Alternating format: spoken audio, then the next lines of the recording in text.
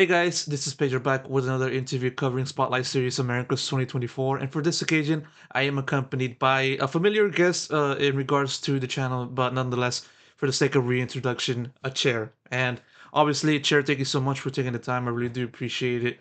Giving me one more chance to talk to you before the end of the 2024 calendar year.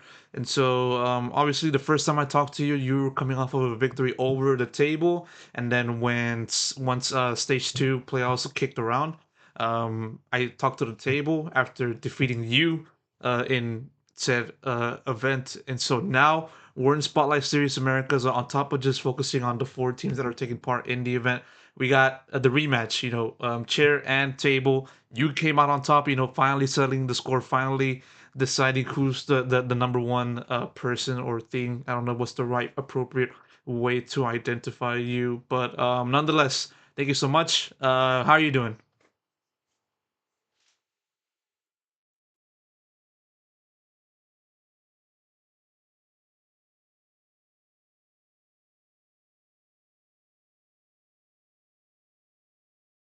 Obviously, very emotional for you, even though we're in the off season. I'm not trying to downplay what you're feeling, of course.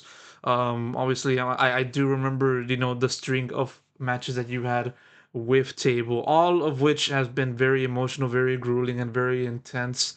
And so, I think it's kind of rhetorical for me to ask, but I'm gonna say it anyway. I guess there was a lot of thought and a lot of focus put into this match, from your point of view, right?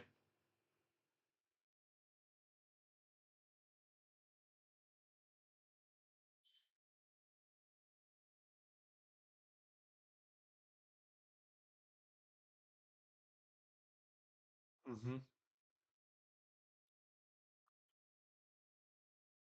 That is a great point.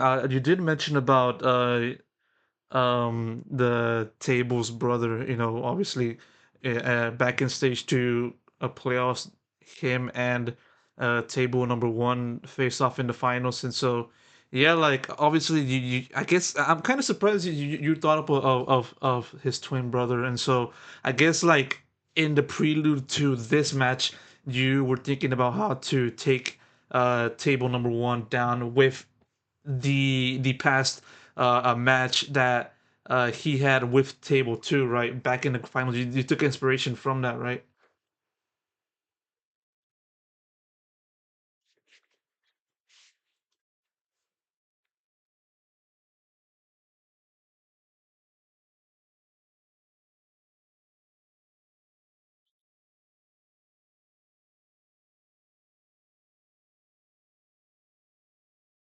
Yeah, yeah, for sure. And fast forwarding over into map three, with Pearl being that deciding map, there's plenty of like momentum onto table number one's side, given that they were coming off of a map two win, and then that succeeded the map one victory that you had at your hand.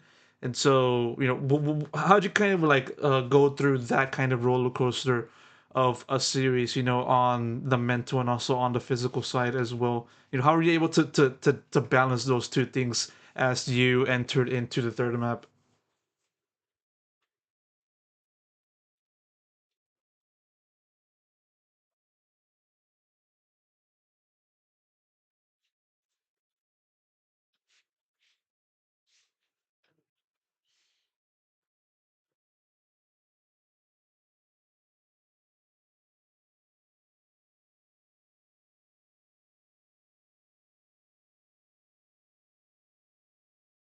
For sure, plenty of struggle was exerted, or more so, plenty of struggle was seen for both sides. But at the very end, obviously, you came out on top, and so a pretty storybook ending, or more so, a pretty fitting ending as to how tough of a series this was for the entire year. And so, yeah, with that chapter finally closed, with that story, with that rivalry finally closed for 2024, now you look ahead into 2025. And so, and a new set of challenges, a new set of obstacles. I do remember that there was a new contender that was making their way into the Americas League, and that's exactly who that person is. It is Camera. It is the Camera. Of course, the camera that I used in the interview that I did to talk to table number one back in the stage two playoffs. And so, I mean, he saw that, he was inspired, wanted to get into the mix of the competition of VCT America's League. And so they're going to do that. They're going to enter into the 2025 season. And so, I want to ask you about that. Out of curiosity, how are you feeling? What do you feel they bring to the table that might be an obstacle in the future?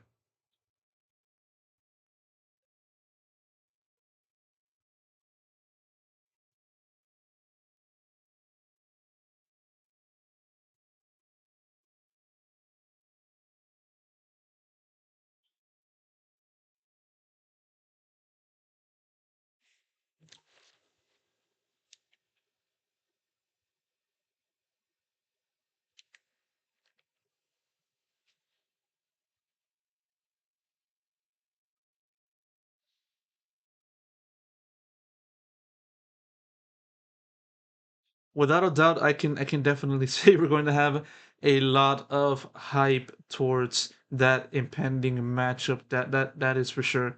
And so now, kind of pivoting over towards yourself and having to look at your career, looking at your matches, not just focusing on that this recent match against Table. Now, kind of focusing on the entire year overall. How do you kind of look back on the season? Because obviously you saw an early exit from the first event of the year, and then it kind of that kind of stretch continued up until this point. A pretty good ending, but a pretty bad start and middle. I would say, if I'm wrong, you kind of elaborate on that. But how do you kind of look back on the entire year for overall?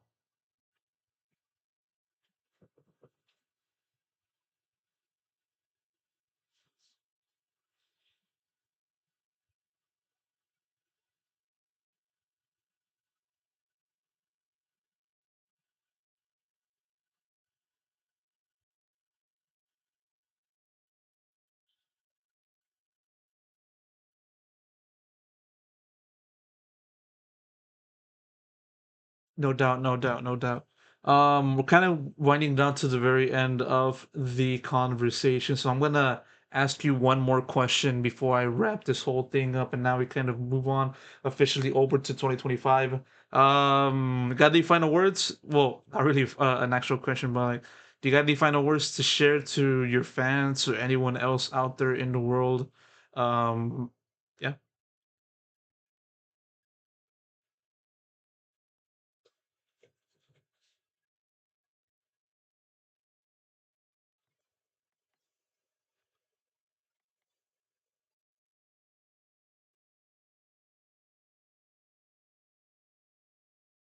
I didn't expect to see tears in your eyes, but obviously, very emotional ending, very emotional victory, very emotional thing or person or individual. And so, Chair, thank you so much. I really appreciate you giving me another chance for a conversation. Can't thank you enough once again. I'm going to do that anyway. Nevertheless, I'll see you in 2025, and hopefully I can talk to you again sometime in the future. Thank you so much.